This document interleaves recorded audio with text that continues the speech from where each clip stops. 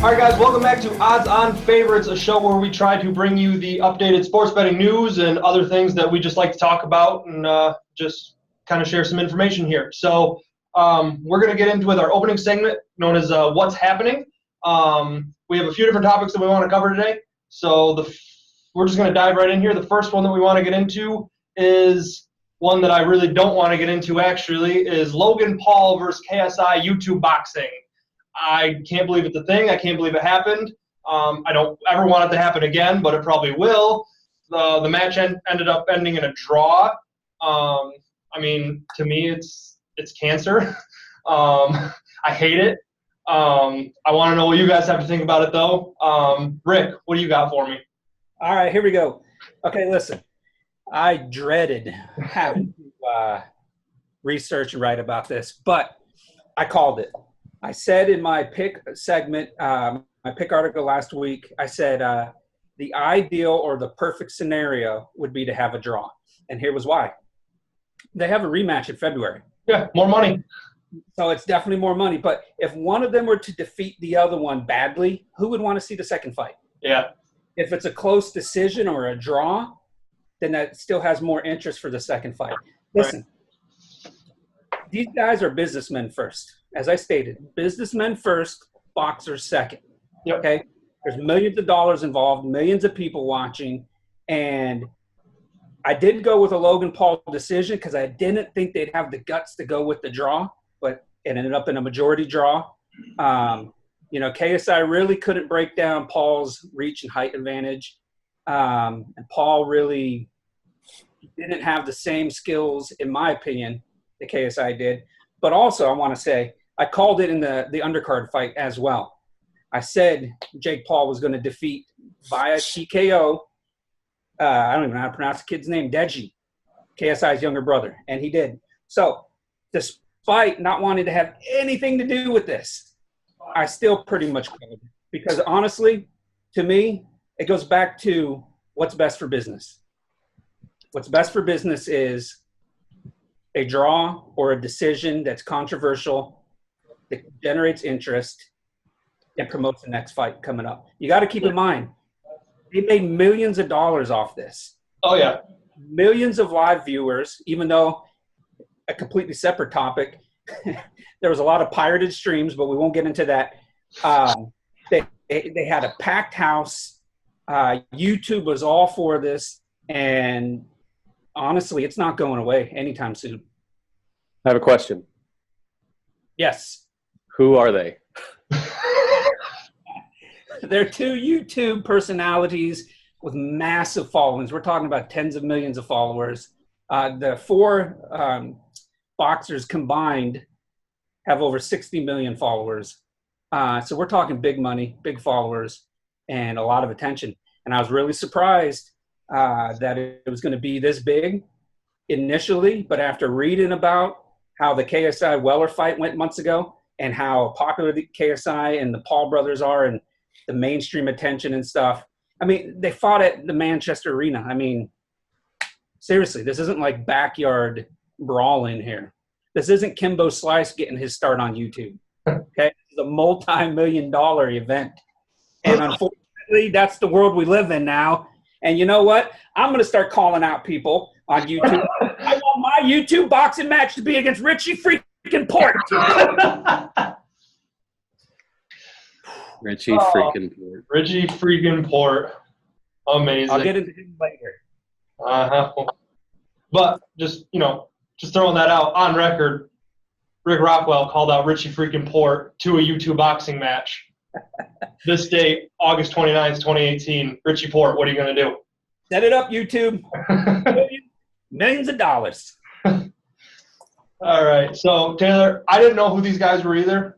So I didn't have too much to contribute to it. I did a little bit of research and got really, really bored and actually really, really sad after looking into it after a little while. Rick gave his piece. Taylor, not going to go to you because you know who they are, and I envy that. let's go with something, Taylor, that you might have more input on, which would be you did a blog post on the Manu retirement and what the Spurs odds are going to look like here heading into next season. What's your thoughts on that? What can you tell me about it? So the Spurs won the title 4 years ago. Since then, they've won 50 games, I think 2 out of the 3 seasons or 3 out of the 4. But they're quite different next season than we've seen them in like 20 years. Manu's gone, Tim Duncan's gone, Kawhi Leonard is gone, Danny Green is gone, Tony Parker's gone. Like the whole core of talent that won the title 4 years ago is no longer there. Pop is still there. They still got their coach. But I think the only player remaining from the 2014 title team is Patty Mills, backup point guard. As of now, the Spurs are listed at plus 6,600 to win the title next season.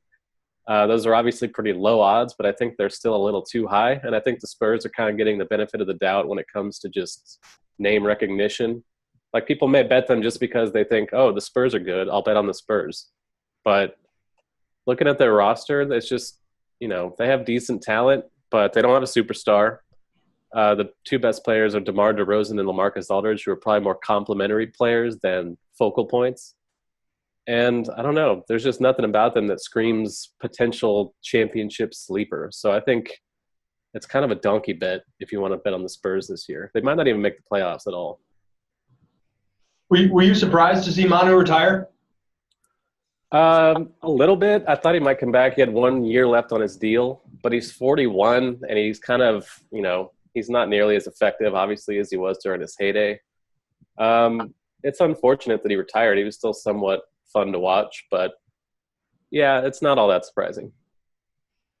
Rick, were you a Manu fan? I was a fan of Ginobili just because of his effort and the energy he brought and stuff. And outside of the Kings, which, by the way, go Kings, the Spurs are the only team I've rooted for since I was a kid when I used to root for Larry Legend and Dominique Wilkins. Okay, so Tim Duncan was one of my favorite players, is one of my favorite players of all time. And I loved his professionalism. And because of that, I followed the Spurs his whole career.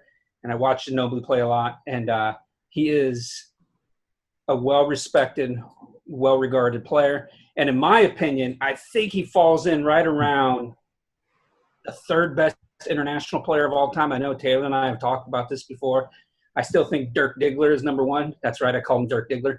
And I think Nash gets ahead of Ginobili maybe, or they're tied for 2nd. But and to back up Taylor's point, this might be the first year the Spurs don't make the playoffs in a long time. I don't remember the last time they've not gone to the playoffs. But without Ginobili, without all those other players that Taylor mentioned, I don't believe the Spurs are going to be competitive in this loaded Western Conference. Sorry, just something I'm just looking at here, Taylor, from your article that you wrote on the Spurs, and just something that just caught my eye with the NBA championship betting odds. Are the Lakers really at plus 1,000? Yeah, I was kind of surprised to see that. It's all LeBron. The talent around LeBron is decent, but I wouldn't have the Lakers ahead of the likes of the Raptors or the Sixers. I think that's kind of overdoing it a little bit. Just a little bit. Yeah, I mean, I'm they're not even a locked playoff team. I'm not surprised to see the Warriors up there at minus 160. No, it's pretty weird to see the team. The Kings are not on Taylor's blog post. Yeah, a little lower. A little lower. We'll go with that. Sorry, that was a little off topic. Actually, this is also off topic. I'm sorry. The Cavs aren't even on here either. What are the Cavs doing now, speaking of LeBron? I'm going to have to look that up. But I kind of like the Cavs, not as a title team, but as kind of a sleeper to at least make the playoffs. They lost LeBron, but they still have most of the talent left. Aside from him, they signed Kevin Love to an extension. Colin Sexton's a decent rookie. Let's see. Cavaliers, way down, plus 50,000. Oh, dang. Which is ahead of the Kings. Had a team. I thought they folded up the franchise once LeBron left again. The Kings are plus 100,000, if you were wondering. Woo! Go Kings. And there's a chance. The lowest odds in the league, along with Brooklyn. What was all that 1 in a million talk? The Cavs aren't a bad bet to make the playoffs, but, obviously they're not sniffing the title. Yeah.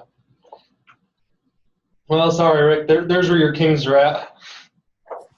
Yes.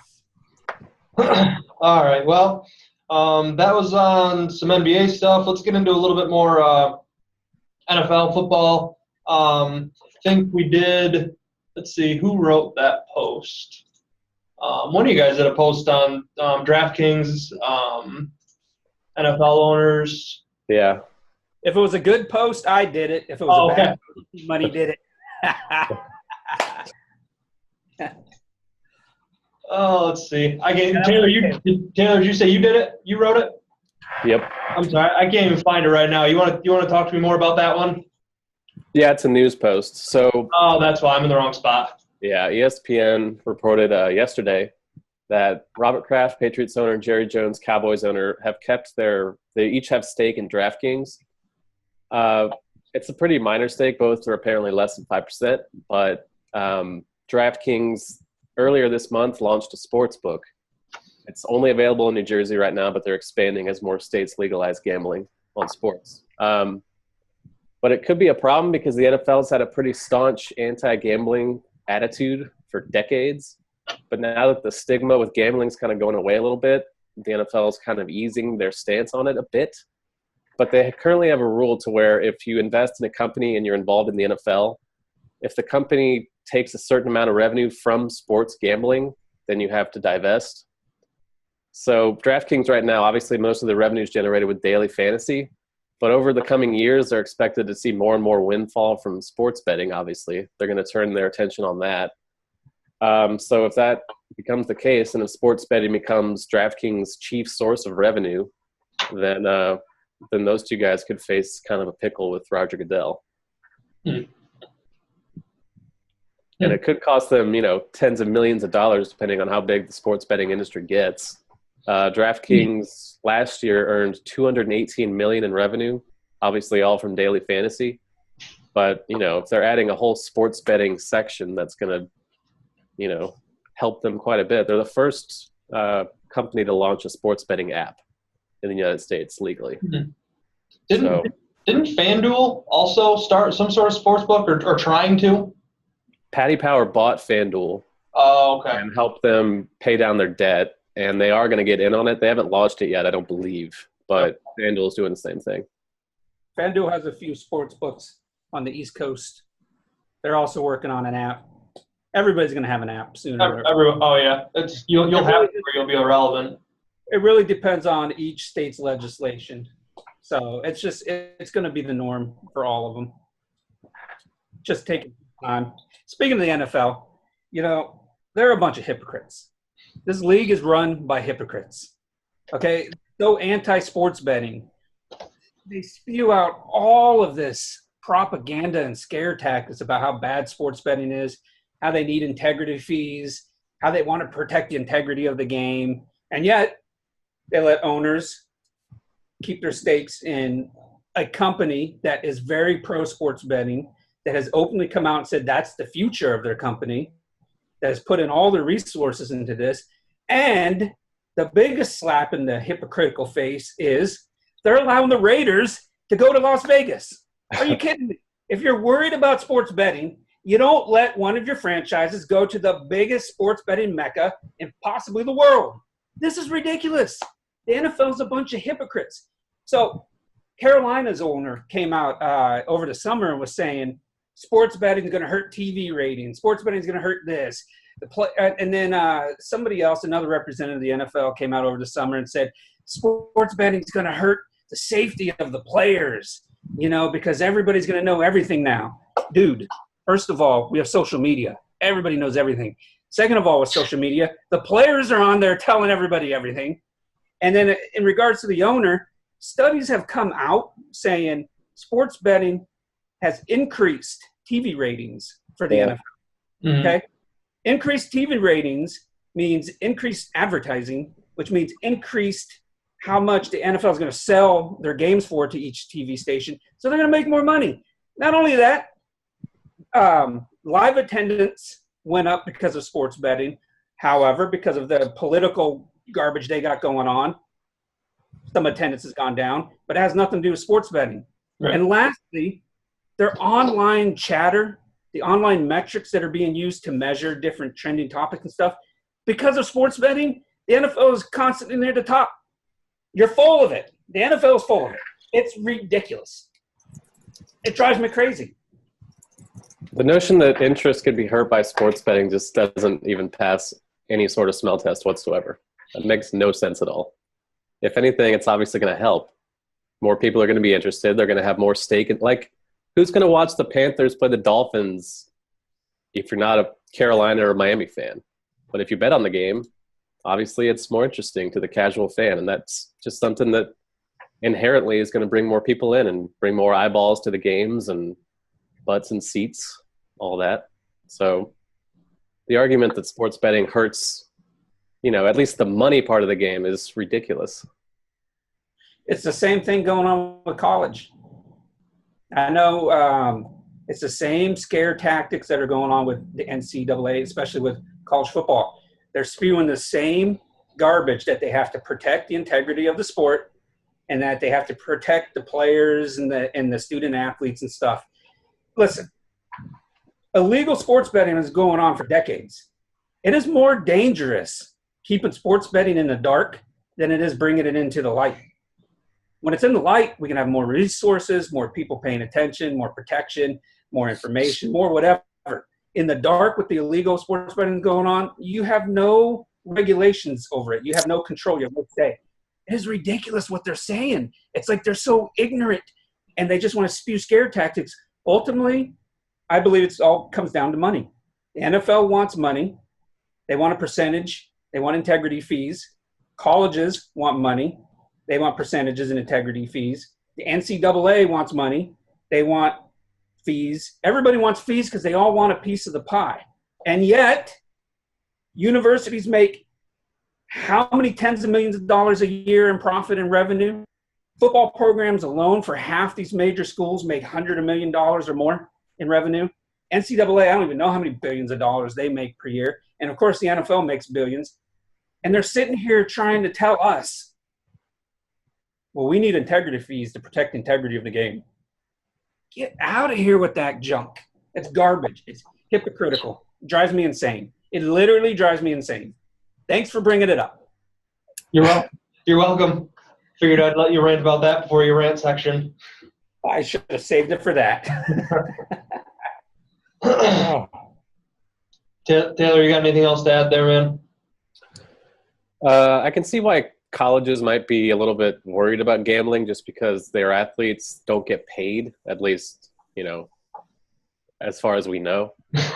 But, and an athlete might be more prone to be, or a student athlete might be more prone to taking money from someone outside to kind of, fix the game or throw the game or something than a pro would. A pro making millions already, presumably. So I can see how that might, cause some concern with people. But the whole bit about integrity fees, like Rick was saying, it's over the top. They're just trying to say one thing and do another, and it's tired. It's going to go on forever too. Yeah, we'll have a lot to see in the news and a lot of stuff to post, a lot of stuff to look at, especially as each state individually updates their laws and regulations on what they allow, and I can't even imagine the backlash and that is to come still from the NFL and the NCAA on this. Oh, it's not going away. You got senators trying to push for federal sports betting regulations. Yeah. And the NFL's right there whispering in their ears. Yeah. Get the integrity fees, do this, do that. So it's not going away anytime soon.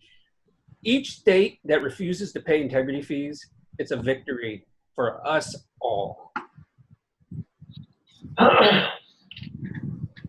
All right. Well, I think that's going to do it for our What's Happening section. I did want to briefly touch on Taylor's mug, Good Morning Handsome, with a mustache on it.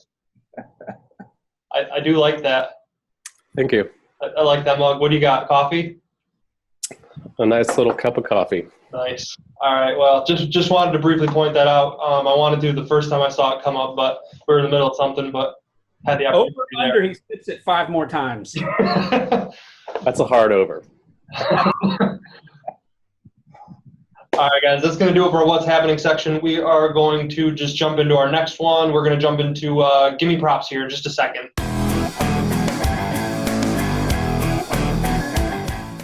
All right, guys, welcome to the Gimme Prop section of Odds On Favorites.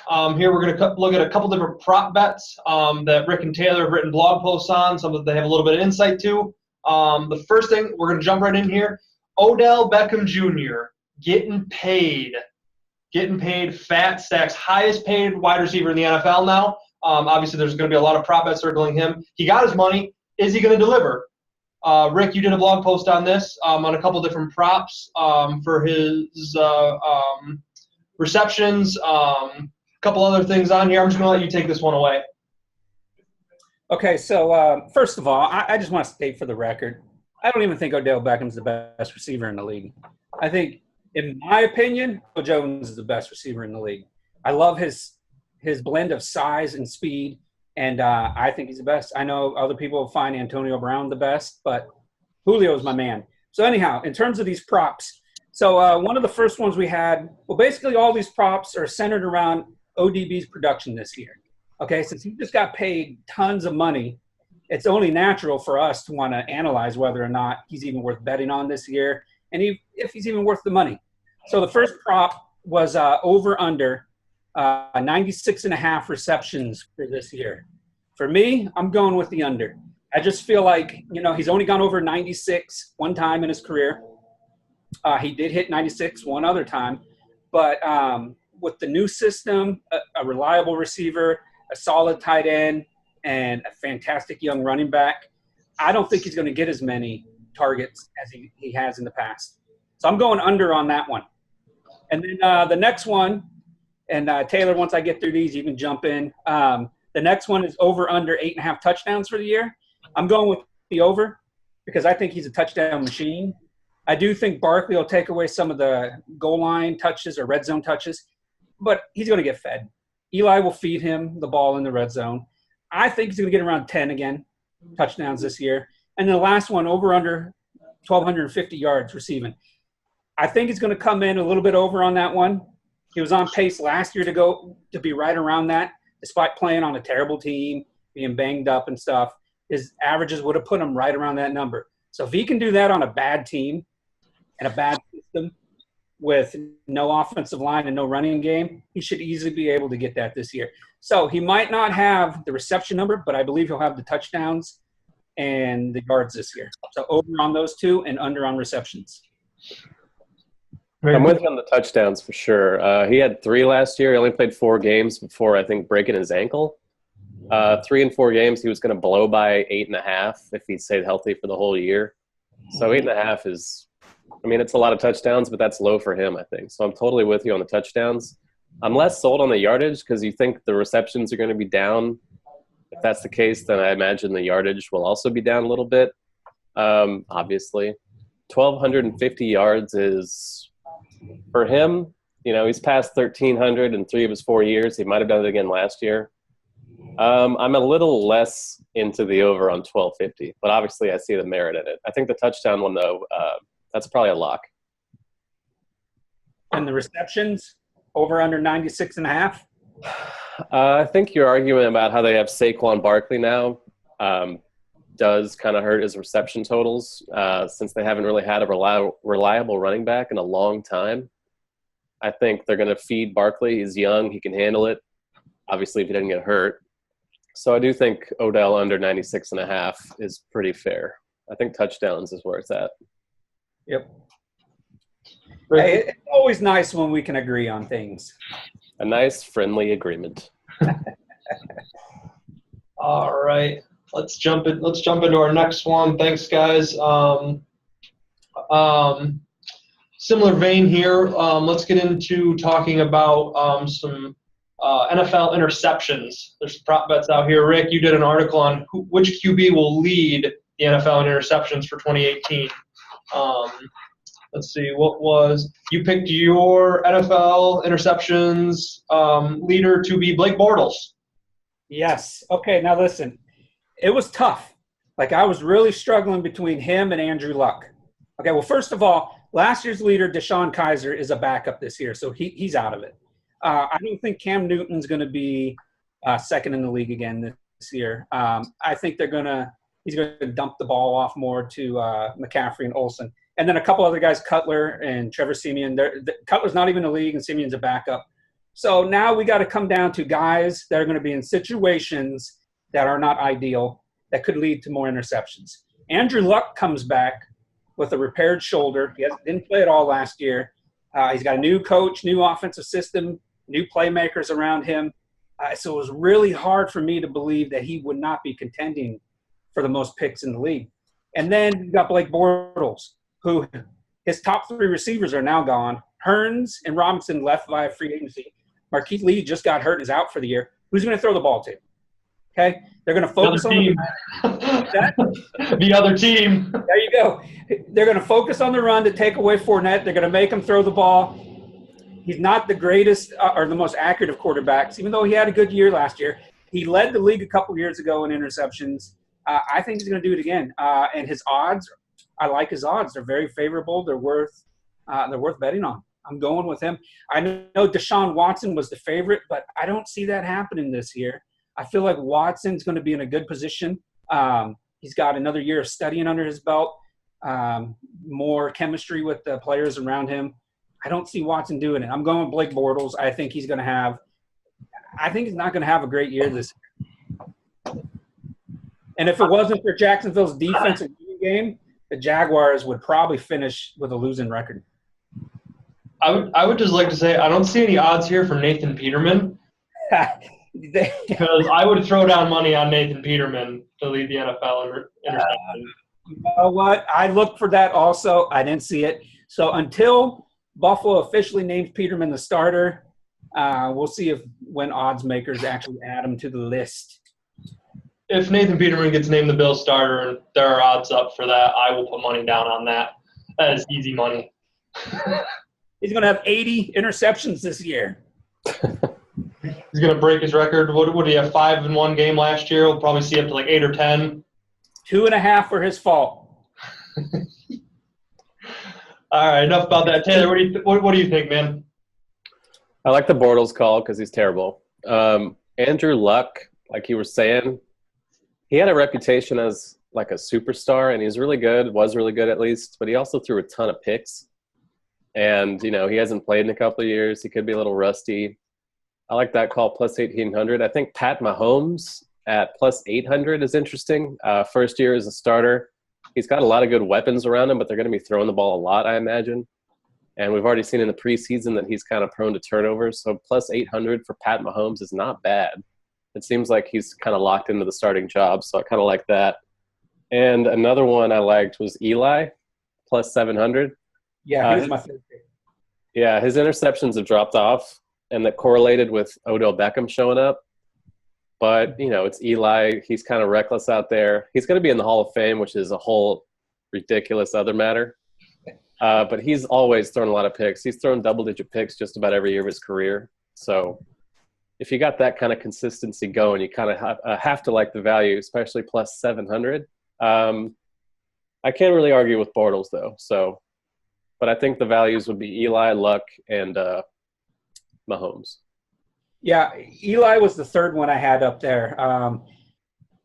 I took him out of the equation because Barkley and Beckham are there and stuff, but he's led the NFL 3 times in his career for picks in the season. So you cannot ignore him in this equation. And he is going to be a factor, but he's going to have a good running game. He will probably have the most dynamic running back out of all 3 of those teams we were talking about, other than Mahomes with Hunt.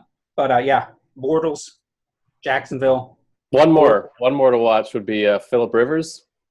He's another guy who throws a lot of picks, 21 2 years ago. He doesn't have Antonio Gates anymore, kind of his safety valve. I'm a Rivers fan. I defend Rivers to the death for some reason, but he does admittedly turn the ball over quite a bit. He's got a massive fumbling problem, so if you could combine those, that'd be kind of a more appealing bet. But what is he, plus 1,500? I think that's pretty good value. He's led at least once or twice in interceptions in his career, so he's another good one. Surprised no one talked about Trevor Siemian at all. Well, he's going to be a backup this year in Minnesota. So unless Kirk Cousins gets hurt, Oh, that's right. I forgot about that. Trevor isn't going to be started. But hey, you never know what will happen. Yeah. All right. Let's see. That does it for that one. Let's get into some college ball. Let's go into Heisman Trophy odds. Let's see. Taylor, you did this one. You titled this "Should Bryce Love Be the Favorite?" Should he? No, he was a finalist last year. I think he finished second behind Baker Mayfield. He's up there. He's plus 800, which is third highest. At least it was when I wrote it last week. Behind Tua Tagovailoa, I believe, and Jonathan Taylor, Wisconsin, both plus 650. Obviously, see the merit with Bryce Love. He's going to be a machine. Stanford's going to hand him the ball a ton. He tops 2,100. Here's the problem. The problem is he topped 2,100 yards last year with 19 touchdowns, and he still didn't win. Exactly. Are you going to career again with 2,100 yards? That's kind of hard to predict. That's obviously a ton. Obviously Baker was more formidable competition than some of the names on the list this year, but, it's hard to imagine him having that kind of season again. It's also hard to imagine him being rewarded if he has a worse season than the one he did last year when he lost. So he kind of has to have a lot go right for him. So I don't really like the value on Bryce Love plus 800. Who's your pick? The sleeper I like is Khalil Tate from Arizona. Yep. Two-way threat. He had an insane month last year where I think he ran for like 1,000 yards in 3 or 4 games. Arizona is not going to be great, which obviously hurts him, but Kevin Sumlin just took the Arizona job. Kevin Sumlin obviously was in charge of A&M when they had Johnny Manziel, who won the Heisman. Similar skill set with Khalil Tate. Let's see, he threw for 1,591 yards last year with 14 touchdowns, and he ran the ball for 1,411 yards with another 12 touchdowns. So he's obviously the focal point of the Arizona offense. You can get Khalil Tate at plus 1,600, which is not bad. But I think a smarter money play would be Jake Fromm at plus 1,200, the Georgia quarterback. Georgia's going to be in the running again this year. They should have won the national title with him last year as a freshman. He looked composed as a freshman, 24 touchdowns, only 7 picks, 2,600 yards passing. Georgia has a pretty easy schedule. LSU on the road is really the toughest test they have, maybe Auburn, but that's at home. So if Georgia's, at the top of the SEC again, the quarterback's going to get some runs. So I think plus 1,200 is pretty fair for him. Yeah, I think it's 35 quarterbacks have won the Heisman Trophy all time, and 15 out of the last 18 years. And so obviously I feel this year a quarterback will win. I can't go with Georgia's quarterback. There's 3 that I do like, and I'll tell you which one I'm going to pick.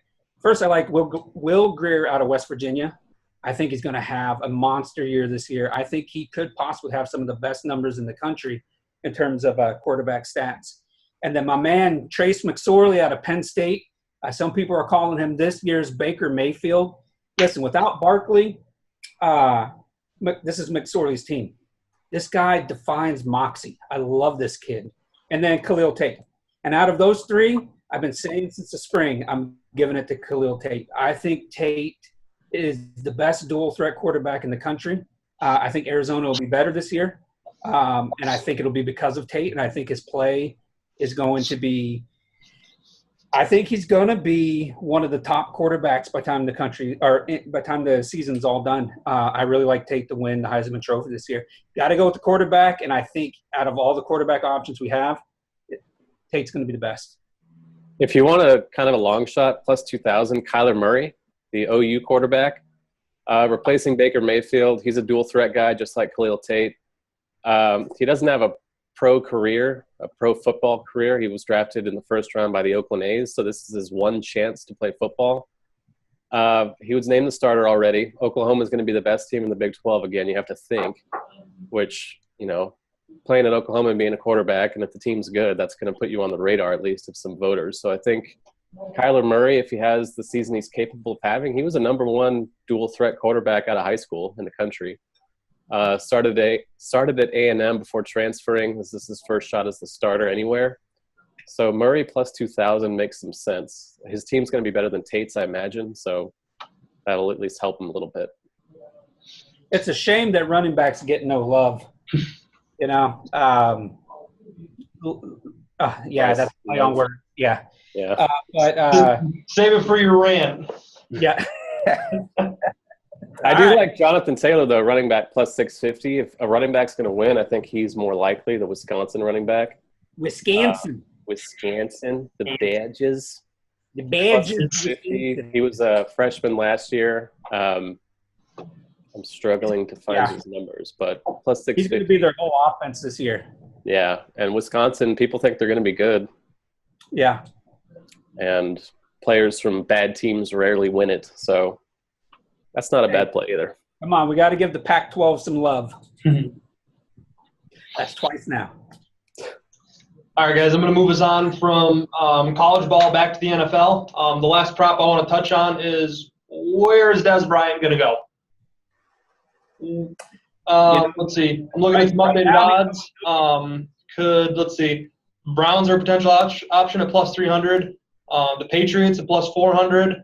We got some long shots of the Giants or Titans at both at plus 1,000. No team at all, plus 300. Any other team, plus 500. What do you guys think? Where's he going? I'll tell you. I would love to say no team, but I think eventually someone's going to get him. I think it's the option plus 500 odds for another team will be the best bet. That's the one I would lay on. He's not going to Cleveland.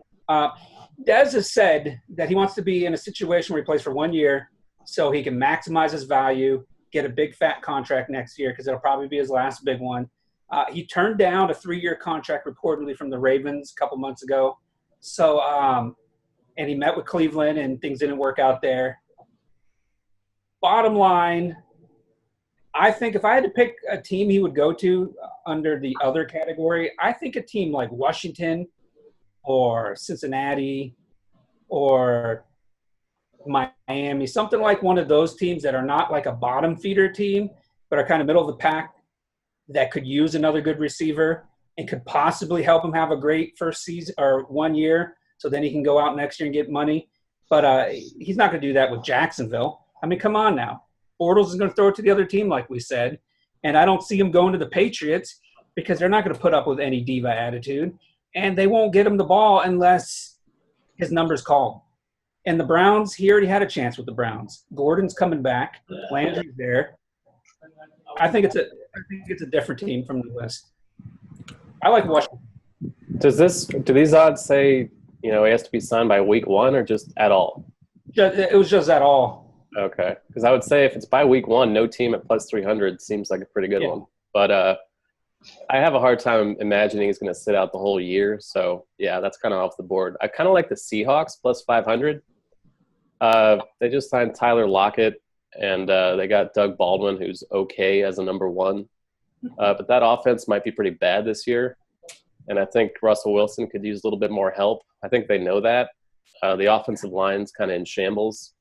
So having a guy that can go up and get it like Dez, just to throw it up there if you're being pressured, I think that makes some sense. So Seahawks plus 500 is not bad. I don't know if it's my favorite play, but if you're wanting profit potential, that's not off the board. Don't forget, Seattle signed Brandon Marshall. They chose him over Dez, which caused a lot of controversy. I'm not saying he's better than Dez. I think Dez is better. But that says a lot, though. I mean, when you go out and choose Brandon Marshall instead of Des Bryant. But, hey, you never know. Injury, poor play, losses can make teams desperate. He met with the Browns and nothing happened. They came to no deal. So that kind of makes me think that's just not going to happen at all. So plus 300, I'm not as into the Browns as the odds makers seem to be. I agree. Mm-hmm. All right, guys.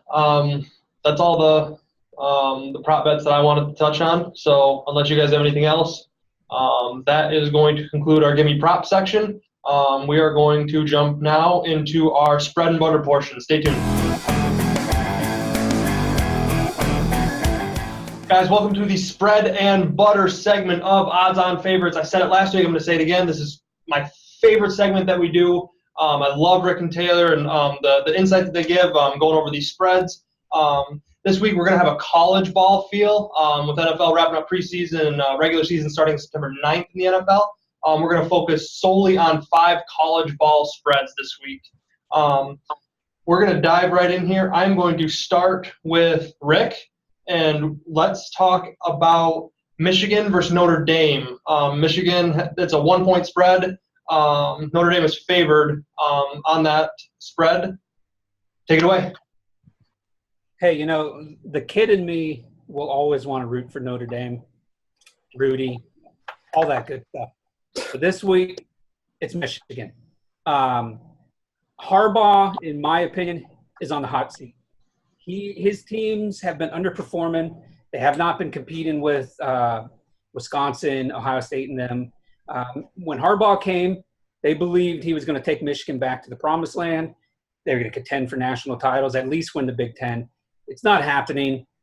He is more desperate this year than Kelly and Notre Dame. Notre Dame had a bounce-back year last year, so Kelly was able to kind of get off the hot seat some. This year, Harbaugh's on the hot seat. They say he's got his quarterback now and things are supposed to be better. We'll see. But I'm going with Michigan this year. I know they're playing at Notre Dame, and it'll be tough, but Michigan needs this win right out of the gates. So I'm going Wolverines. Taylor, what about you, man? Yeah, I think I'm with Rick. Michigan has the better defense here. Notre Dame's better offensively, so, it's kind of a problem for both of them. But I kind of like Michigan as an underdog on the road. Spread is +1. So I agree that Jim Harbaugh kind of needs to start getting results at some point. He was brought in for all the money. He had big success at Stanford, 49ers, obviously. Michigan hasn't really been the same story. I'm not a full buyer in what they're selling this year, but I think Notre Dame's one of those teams that always just seems kind of overrated on name value. I'm not totally sold on them either. I just think Michigan as an underdog is kind of a rare thing, and I kind of like that bet here. Defense kind of has a way of if they win the turnover battle, which they should with that defense, I think they have the chance to pull the road upset. So I like Michigan too. All right, we got one agreement. Let's keep going. Let's see where we get. How about Miami versus LSU? 3.5-point spread. Miami are the favorites. Taylor, take this one away. Yeah, LSU has had a quarterback problem for like my whole life, and that doesn't seem to be getting resolved anytime soon. And until they actually get a competent passer back there, it's hard to take them to win. So this game's in Arlington. It's in Texas at the Cowboys Stadium. So, I guess LSU would probably have the home field advantage with them being closer to Texas than Miami. But I kind of think Miami is more established as a quality team. LSU at home would be a different story, but LSU at a neutral site, I don't know. I think Miami to cover, let's see what it is, 3.5? Yeah. Okay. Miami's favored 3.5. I kind of like LSU as an underdog with the home support that I imagine they will enjoy there, but I just think Miami's the better team. So I think Miami has a good shot at covering. Rick, what about you, man? We're going with the U. Listen, and Taylor touched on this. It's going to come down to quarterback play. And the Hurricanes, they have a fifth-year senior quarterback. Last year, Miami started off on fire, and then they faded in the end. However, they showed that they have the talent on offense and defense. They showed that they're finally back as a legitimate top 10, top 15 team in the country. College football is so much better when you have some of these, historic franchises that we're used to, we grew up watching being dominant. Miami's back. I don't know what LSU has yet. I don't know what their identity is going to be on offense yet. I don't know how their quarterback's going to play. And for them to have a tough contest right out of the gates, even though it's on a neutral field, if it was at LSU, I might give them the advantage. But no, we're going Miami here. I think Miami will win by probably around a touchdown. Look at that. 2 agreements. All right. See if we can shake things up here a bit. Let's see. Which one do we want to do next? Let's go with Florida State and Virginia Tech. We have a 7.5-point spread here. We have Florida State being the favorites and Virginia Tech coming in as the underdogs. Rick, what do you got for me? Yeah, this one was tough. This one threw me off a little bit because they're both two top 20 teams. So how can we have this big of a spread with two top 20 teams? I'm leaning towards Virginia Tech here. Last year they had a top 15 defense. Every year they have one of the best defenses, especially in their conference. I'm not sold on Florida State's offense, their quarterback. Their offensive line wasn't great last year. I think Virginia Tech has the advantage on defense. If they can get any kind of solid contributions on offense, not only will they cover the spread, they could win the game. But since we're just talking about spreads here, I'm going to go with Virginia Tech. I think it's going to be somewhere around 23-20 Florida State wins, but Virginia Tech's going to cover the spread. I actually like Florida State in this one. New coach and everything. I think they might be a little fired up for that. Willie Taggart's their coach now. DeAndre Francois is pretty unproven as a starting quarterback, but I kind of think he might find his footing this season. Both teams have really good defenses. The over-under on this game is 57 from what I'm seeing, which seems way too high considering the quality of defenses here. So I would take a pretty hard under on that. But we're not talking unders. I know. I'm just saying. It's sticking out at me. 7.5. 7.5. This game's in Virginia, isn't it? I didn't see where it's at. I think it's another neutral site. Oh, okay. So Florida State's a 7.5-point favorite. I'm kind of with you. Virginia Tech can cover that, but I'm kind of leaning – I think Florida State has overall more talent on both sides of the ball, so I kind of think they can cover that. It's kind of a large spread by, the standards of a game with two good teams, but I'm leaning Florida State against the spread. Not comfortably, but that's what I would take. A little bit of a risk taker, huh, there? Going out on a limb. All right, very cool. Guys, how about one with a smaller spread here? Let's go Auburn and Washington. Washington coming in as the dogs at a 1.5 spread. Taylor, give me your input here, man. Washington as dogs is interesting. They're the higher-ranked team. I believe they are number 6. Yeah, they're number 6. Auburn is number 9. Washington kind of came out of nowhere to be quite good last season. This game – sorry if I had not done the full research. Oh, this game's in Atlanta.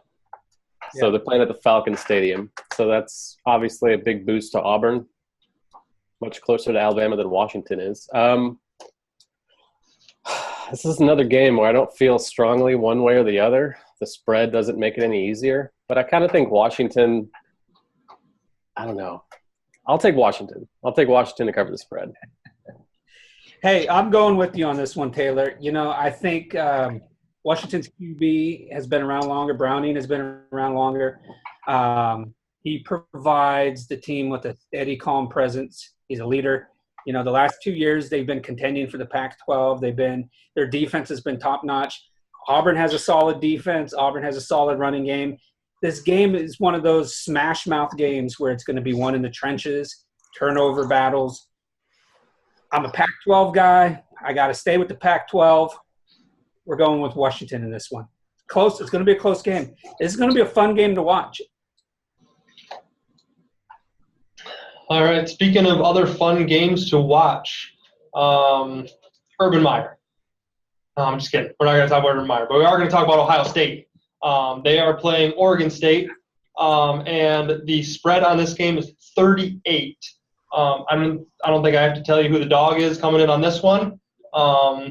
Taylor, talk to me about Ohio State, not Urban Meyer. Okay, so if Urban Meyer was there, Ohio State would be an easy call. Urban Meyer is not there, and they're still an easy call. Oregon State was 1-11 last year. They fired the coach, got a new one. There's not any reason to believe they're going to be any better this season. I mean, 1-11, it's not hard to improve on that, but going to play Ohio State just is not the way you want to start your season after going 1-11. Dwayne Haskins seems capable enough to take over for JT Barrett as Ohio State's quarterback. 38, obviously it's a huge spread. I think the Buckeyes will be fired up, though. They're going to want to, make the most of their time and prove that Urban Meyer is not the reason they're good. And whoever the interim coach is has just about the easiest job of all. So they're returning a lot of starters from last year. They're going to be ready for this one, and I think 38 is steep, but I'm inclined to say the Buckeyes cover it. You know, it can go either way. Either they blow them out by 50 or they only win by like 2 or 3 scores. It's a hard one to call.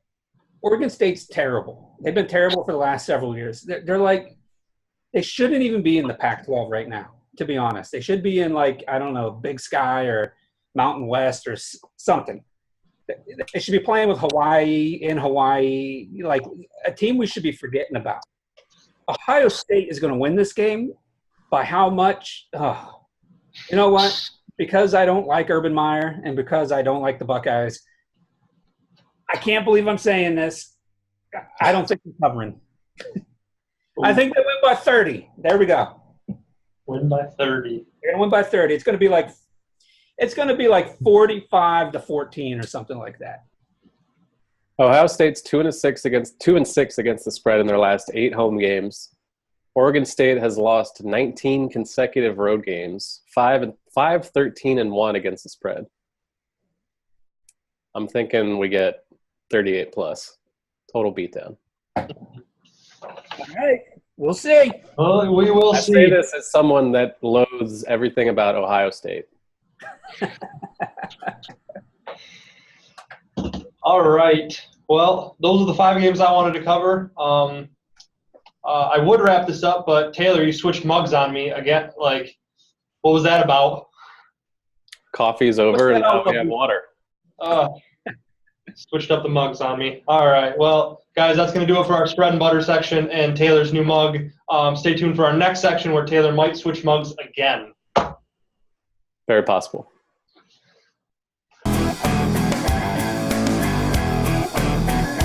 All right, guys, welcome to the Risky Bet segment of Odds on Favorites. I'm going to look to Rick, and then I'm going to look to Taylor. I'm going to have them give me their risky bets for the week. It can be any kind of bet they want, just ones that they might not be super comfortable with, but might want to take a ride on the wild side here and take. Rick, I'm going to look to you first, man. Give me whatever you got. Okay, listen, here we go. My risky bet of the week is Penn State minus 24 at home versus Appalachian State. Now, listen, when you look at it on paper, it's like, oh, they're playing Appalachian State. They should easily blow them out by 50. Last year when they played 2 inferior teams, they blew each one of them out by 50. But here's the thing. Penn State is 7-7 against the spread in non-conference games. Penn State is only 3-2 against the spread when the spread's 20-plus points. Appalachian State is 1-0 against the spread when it's 20-plus points as an underdog. And as a road underdog of that spread, they're also 1-0. What I'm trying to say is this. Under Franklin, Penn State has not been blowing out teams like they should. Now they come into this season. There's no Barkley. They lost their top receiver. They lost their top tight end. They lost a few playmakers on defense. I love Penn State. They're my team. But until I see them play and establish an identity, I can't go with the 24 points. I think it's either going to be a push or Appalachian State's going to lose by maybe 21 points. So risky bet, watch out. If you're looking at Penn State to cover the spread this week, you're taking a risk. I warned you. Taylor, what about you, man? What risk are you taking this week? So BetOnline has futures for the final Major League Baseball standings. As it stands now, the Red Sox are minus 2,000 to win the AL East. The Yankees are plus 1,000. Right now, going into play today, it's a 6.5 game lead for the Red Sox. About a month ago, they played in Boston, and the Red Sox swept them in 4 games. I think the lead at that point grew to like 10. Yankees seemed completely dead. The Red Sox have kind of been slumping lately, though, while the Yankees have been playing better. I'm not totally sold on what the Yankees have, but their schedule's pretty favorable. They got the Tigers right now in the middle of a series. They got the Twins coming up, the Blue Jays. They have the Orioles. They play the Rays. A bunch of mediocre to bad teams on the schedule coming up. And they also have 2 series against the Red Sox. And they can obviously make up a ton of ground if they do well there. Yankees at plus 1,000 to win the AL East is obviously a huge risk, which is why it's a risky bet. But I think there's value there, and I think that it's not inconceivable that the Red Sox blow this thing. So Yankees plus 1,000 win the AL East. It's not likely to happen, but we got a month left in the season, and they can make that ground up. So I like it. Taylor likes it. Heard it, guys. If you bet on the Yankees, you can blame Taylor if you lose. That's simple. Inconceivable. Awesome. Guys, thank you so much. That's going to do it for our Risky Bet section. Let's dive right into the next one. It is time for Rick's Rants portion of Odds On Favorite. This is arguably Rick's favorite portion of the show. I am going to get my timer out here, and I'm going to put 3 minutes on the clock, and Rick gets to rant and rave about anything that he wants. As soon as we get to that 3-minute mark, though, I'm going to stop him, cut him off, and we're going to go move on for Taylor's tirades. But for right now, Rick, you have 3 minutes on the clock starting now. Okay, I'm not one who likes to toot. Okay, I like to toot my own horn, especially when it comes to picking, right? And I told you guys, I told you last week, I told all of you out there last week, I said Richie freaking Port was not going to win the Vuelta. And guess what? Not even 4 stages in, Richie freaking Port is about a half an hour down. Hey, guess what, guys? After we went off the air last week, Richie Port came out and said he wasn't feeling well. He had a tummy ache. He had tummy issues. He had gas. He had tummy issues. And so he used that as his excuse to do poorly in stage 2, stage 3, stage 4, and now today's stage 5. And guess what? He's close to a half an hour back. He cannot make up the time in this. The only way he makes up the time is if the 50 people ahead of him crash out. That's it. He's done. I told you guys. Will you listen to me? Next, I have to give a shout-out to Ben King, who won the stage yesterday, stage 4 at the Vuelta. The first American to win a stage in the Vuelta since Chris Horner did in 2013. But I would like to piggyback off that and rant a little bit. I got to get a little something off my chest. Where are you at, American cyclists? I mean, come on now. We haven't won anything on the Grand Tour, on the big tours. I don't even remember how long. I mean, seriously, we don't even have contenders. TJ Van Garden was our top guy that we were supposed to put all our American hopes and dreams on for cycling, and he's terrible. He's a bust. He's a bum. He's a good guy from what I hear, but on the bike, he's a bum. That reminds me, what movie? That was one of the Rocky movies. He's a bum. That's what he is. TJ's a bum. So, speaking of bums, oh my God, Simona Halep, you're killing me. Seriously. You might be an attractive, talented lady, but you are killing me. You are the number 1 tennis player in the world on the women's side.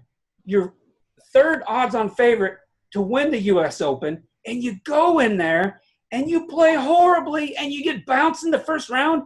Not only did you embarrass yourself and your family and all your friends and Twitter followers and everything, you embarrassed me because I picked you to win the whole thing. I look like a fraud because of you. If I go back and take my pick, I would. Simona, you were tearing it up in this year in the Grand Slams. A finals in Australia. You win the French. You get to at least the 3rd round of Wimbledon, but everybody said, hey, she doesn't play as well on grass as she does hard surface. We get to the hard surface, and you choke. You choked it away. And to make it even worse, it's the 2nd year in a row you did this. That's 3. No! If you want to hear more about Rick's Rants, you can follow him on Twitter. Tweet out to him. Hear more about cycling and Simona Halep. But we have to move on from Rick's Rants. We are going to stop this section, and we are going to go to Taylor's tirades. Coming at you.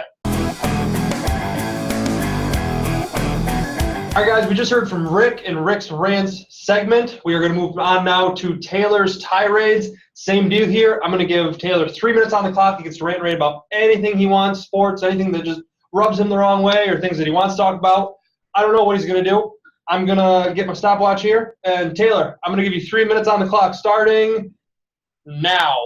All right. My tirade is about the Red Sox and how they're frauds. The Red Sox have the best record in baseball right now.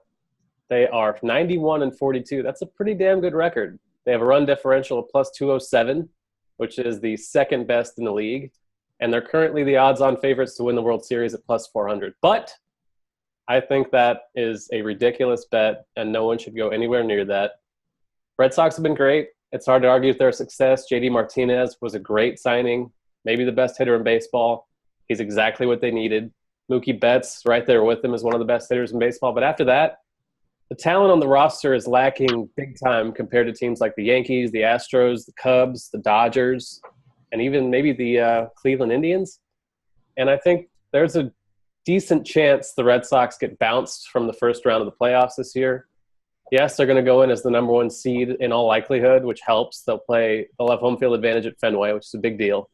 But their pitching staff, you look at it, and it's not intimidating at all. They have Chris Sale. That's the best pitcher in baseball. That's a good thing. But he's currently on the DL with shoulder inflammation. It's the second time in a month he's had to go on the DL with the same injury. Obviously, that's a red flag. Shoulder inflammation is not something you want if you're a pitcher. So if he's not there, which there's a decent chance of that, they don't have the kind of rotation that wins the World Series. David Price is not what David Price was 5 years ago. Rick Porcello was the biggest fraud Cy Young winner of all time a couple of years ago. Nate Eovaldi, Drew Pomerantz, there's just nothing here that makes you scared if you're an opponent. If you look at the Astros, they got a legit 5-ace rotation. The Yankees have a more deep and overall better rotation as well with a better overall lineup. The Indians have not as many aces as the Astros, but they're viable. They have better overall staff. And in the National League, the Cubs and Dodgers just look better on paper. So I think the Red Sox are good. There's a reason they have the best record in the league. You should not be betting on them to win the World Series, though. I think they've been playing over their heads a little bit. First-year managers kind of gotten them going. But the Astros are the defending champs for a reason. They're even better this year than they were last year. Alex Bregman's a legit superstar. Garrett Cole, new pitcher, is a legit Cy Young candidate. So I think the Astros at plus 450 make for a far better bet than the Red Sox at plus 400. And I think haughty Boston fans are going to get it served up to them nicely this winter when their team goes up in flames in the first round of the playoffs. They can just sulk and go root for the Patriots or the Boston Celtics or the Boston Bruins or whatever other awful franchise they like. But the Red Sox are a phony. I cannot stand them for one thing, as you can probably tell. And it's a ridiculous bet, so don't bet on the Red Sox. And that's it. All right, did pretty well there. But if you want to talk to Taylor more, you can follow him on Twitter, tweet out to him. If you're a Red Sox fan, you can send him hate mail. His address is, I'm not going to give you his address, but you have his Twitter handle right down below. All right, guys, that does it for Taylor's tirades. We are going to jump right into our next segment starting now. Last segment of the day, we're going to talk easy money. Where are you putting your money down at? What are the locks that you guys see for this week?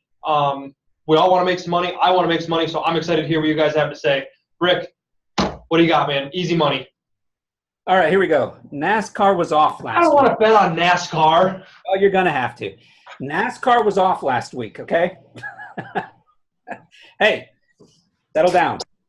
NASCAR's back. There's 2 weeks left in the regular season before the playoffs start. And right now, the big three have won 17 of 24 races. Let me repeat that. The big three in NASCAR have won 17 of 24 races this year. That's 70% of the races. Kevin Harvick, Kyle Busch, Martin Truex Jr. Every week, they're odds-on favorite to win the race. They're up there to contend. This week, we're going to Darlington. Each one of them have won at this track, and in this specific race, the Bojangles 500,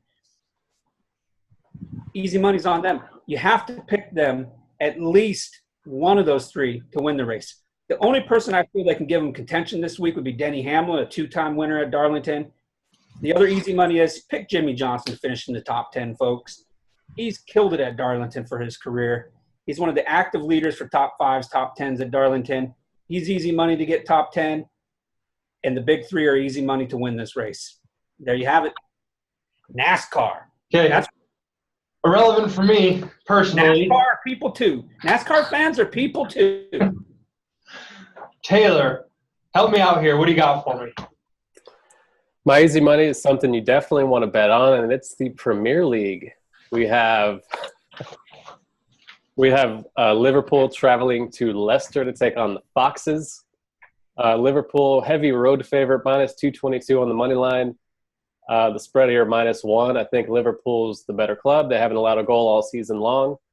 Leicester can score goals. They have a lot of potent playmakers there at attack, but I think Liverpool, heavy favorite here, -102 to cover that 1-goal spread, I think is decent value. I think the over on 2.5 is also in play. A couple of decent clubs here in terms of scoring goals, but I think Liverpool to beat Leicester on the spread of a goal is the play. You done? Easy money. You guys don't talk about NASCAR and soccer. Don't bet on those. Versatility. Hopefully, our viewers watching got some value out of that. Hopefully, there's some NASCAR betting fans, some soccer betting fans that can get some value out of that. You guys sucked for me personally this week. You gave me nothing. Hopefully, in our segment next week, you give me something better than NASCAR and soccer. But I digress. This isn't for me. This is for our viewers. That does it for Odds On Favorites this week. I'm Cody, Rick, Taylor. Thank you guys so much for being on here with me. Thank you to all the people that are watching. We'll catch you next week.